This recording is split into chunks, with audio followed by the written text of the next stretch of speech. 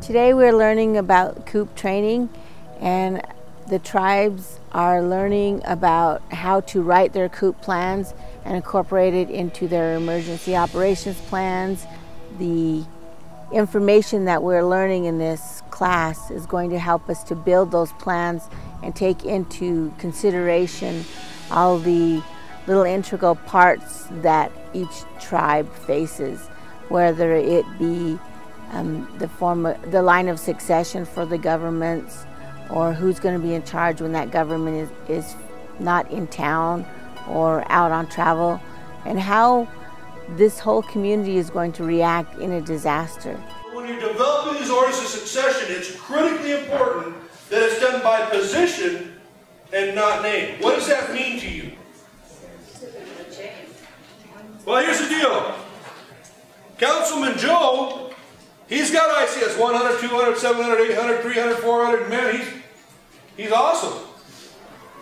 But Councilman Smith doesn't have that stuff. So let's put Councilman Joe in our orders of succession. But what happens when the time that you utilize this and you pull that continuity plan off your shelf and you go, and that was 4 lectures ago. And Councilman Joe is no longer there anymore. So the point is, when we start developing these continuity plans and these orders of succession, it's done by position, not person. The tribes have to go back and revisit these plans maybe every year, or for sure after every general council election, because now you have a new chairman in place, or you have new council members that may need to be updated, which is good so that the emergency managers in each tribe can revisit these plans and update them. The Coop plans for each tribe may and will be different because of the way that the structure of their government is. All of Washoe, right, that's going to have that leadership.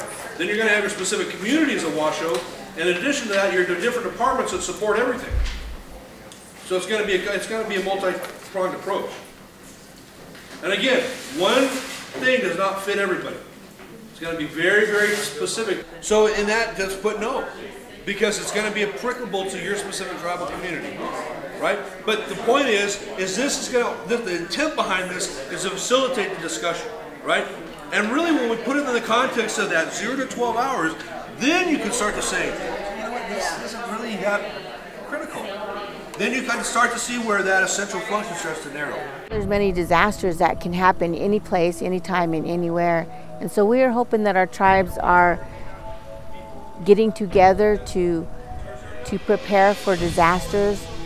The communities are very important, our volunteers are very important, and also our tribal councils and council people must be able to be active in preventing disasters and making sure that there is a continuity of operations once a disaster happens. Also, the tribes need to participate in the trainings and the resources and networking that are in the state of Nevada, because they will become a very important part in a disaster. It's very important that they ask for help, and there is resources out there that are willing to help come and train and to help write plans that need to be done. I enjoyed the training that I attended today. It's a really great resource, a lot of information, a lot of things to think about when you're sitting down writing plans. So this training was well worth the effort for the tribes that attended.